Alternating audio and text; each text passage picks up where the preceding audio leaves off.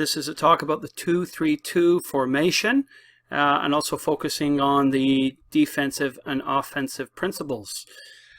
So here is the formation. We have the goalkeeper, we have two center backs, we have a midfield three, a central midfielder, left wing, right wing, and we have our two center forwards.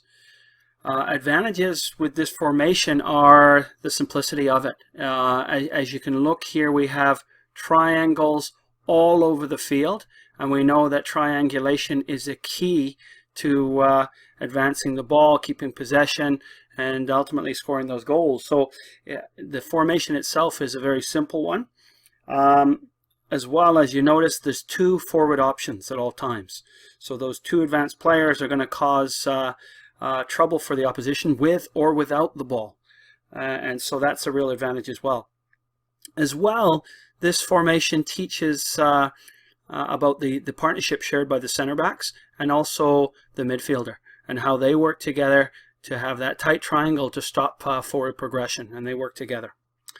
One of the disadvantages of this formation is the middle here. So if we get these two players going forward and the wingers following as well, and these guys are in advanced positions, often there might be a big gap here. And if that player goes and joins as well, then suddenly we've got the other team attacking us, and it might be a 2v2 or a 3v2. So this center midfielder is key, and they have to cover a lot of space if the front four have attacked. Really need a smart player to be able to play with balance and not go up too far and not be hanging back too much. Just be in the right spot at the right time to block and to keep that ball in their half. Okay, so that's basically the formation. We're now going to look at some of the defensive principles that go along with this 2-3-2.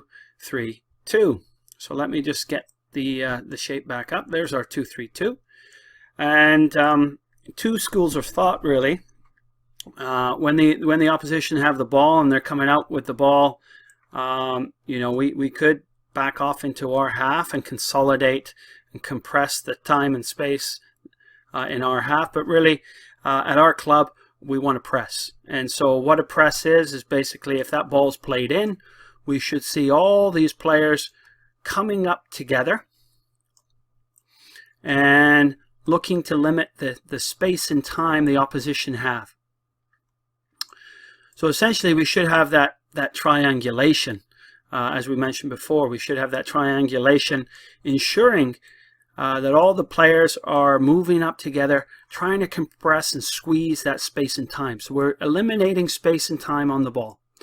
Okay, so we should have that kind of shape. And if we look at it, we were to draw a middle line all the way down, and we've got the halfway line there.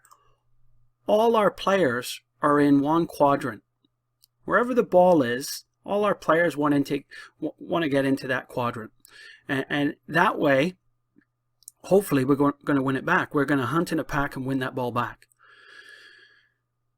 In terms of roles and responsibilities, this other center forward would ensure that they can't switch and come to the other side, because if that happens, then suddenly we're at a huge disadvantage. Maybe they can go all the way around us, and by swinging the ball east to west, then suddenly that one pass and they're in behind all of us. So we've really got to make sure they're not allowed to come back around.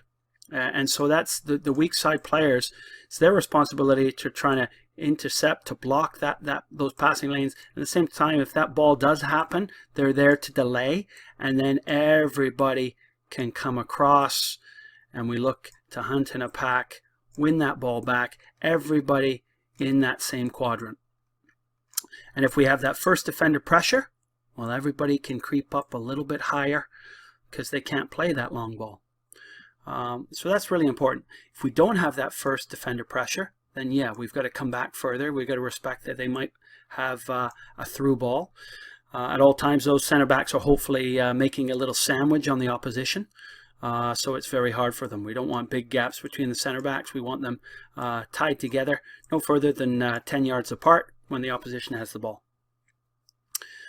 Okay, so let's just say they get bias because it happens in every game. It's never going to be perfect for us.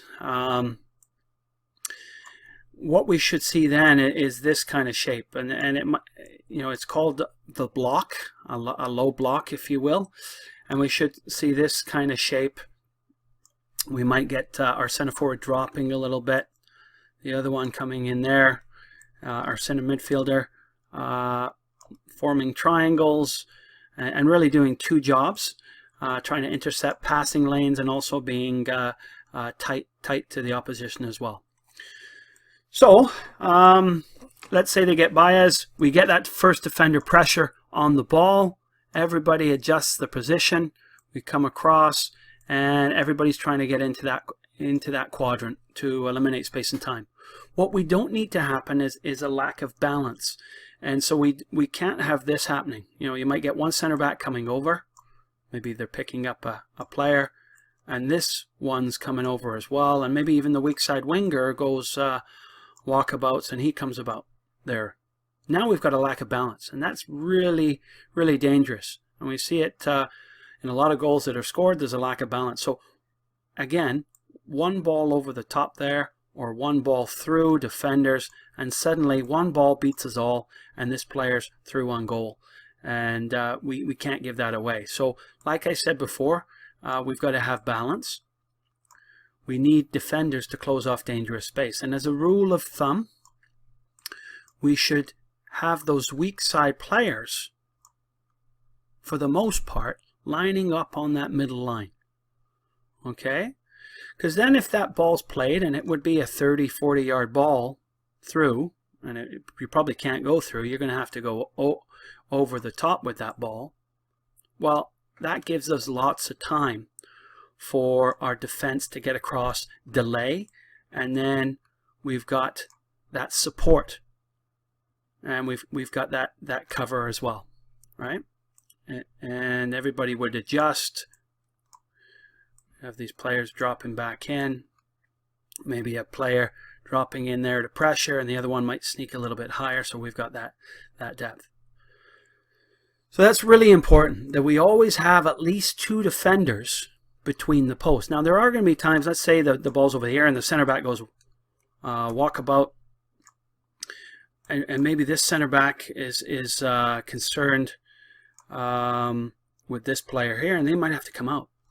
Then we see, you know, that weak side midfielder having to come over, and they might have to drop in all the way there, just to make sure we've got a presence in and around the goal.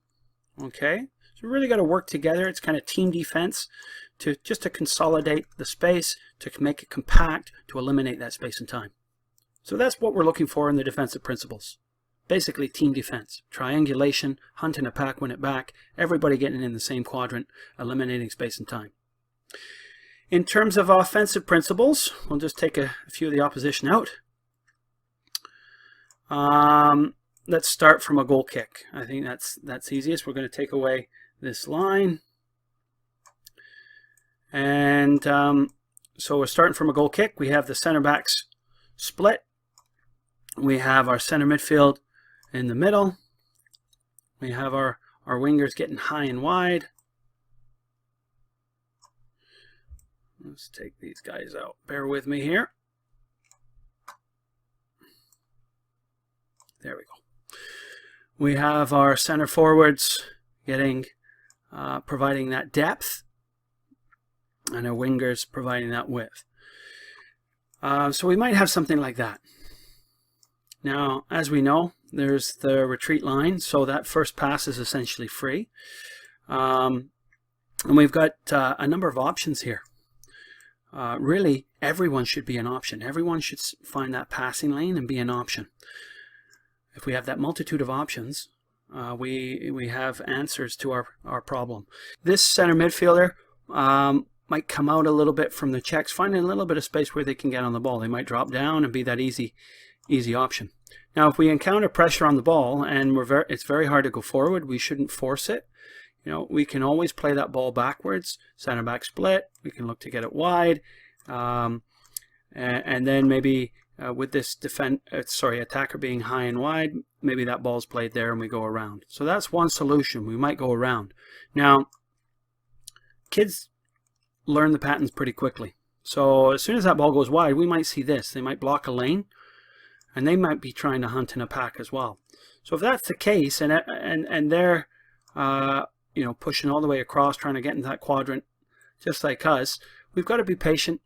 It might be that it's going to be very hard to go through the middle. Center back might show on, the center midfielder might show on the side, and we might be able to switch here and find the weak side. But it might be that we have to go here and then quickly transition to the other side and try and go around them. But we've got to show that patience. We've got to show that sound decision making. We've got to ensure that we maintain possession. Ideally, if we can, you know, if that ball comes into the center midfielder and we can go forward right away, we should be doing that. And if it does go forward, then one of the things we really need to work hard on, you know, is providing those forward options for our teammates. So if that ball is played forward, we should get players forward coming around to be an option. And as we said before, let's just get rid of these guys. As we said before, you know, that center midfielder is key. So as we advance the ball and we get into advanced areas, that center midfielder really needs to be in and around the ball. The center backs need to be in and around the ball, sandwiching the opposition. And if we get into these advanced areas, the two center forwards, the winger, we should be hopefully attacking with three players. And those attacking players form a little triangle and try and intercept that ball. Don't let it flow through. Now, if this guy goes too, as we said before, then we've got a huge gap. It's important that we outnumber the opposition in our own half, so that we 2v1, right? This player really has to be intelligent. They have to make sure that they plug that gap. If the ball comes out, they're hopefully there to block it and bring it back in. But that's really important. If they're under pressure, we can bring that ball back to the pivot player. We can start again, and then, you know, we might get some incisive runs. We encourage our players always to try and make those diagonal runs. Let's just replicate these defenders. So if that center midfielder has the ball and we're against kind of a defensive line where they're holding a line, restricting space, whenever our center midfield gets the ball, if these guys can be making diagonal runs across the line, on not in front of the defenders, but on the shoulders of defenders, that's really important. One of the most important runs in soccer is that diagonal run, that proactive diagonal run. As soon as the eyes go up, and they've taken their first touch and the eyes go up, there should be diagonal runs, and maybe we can play that ball through into the danger area. Okay. Great formation, as we've mentioned, the simplicity of it, great formation for teaching roles and responsibilities, and leads us very nicely into the full field game with a great understanding for players. Thanks.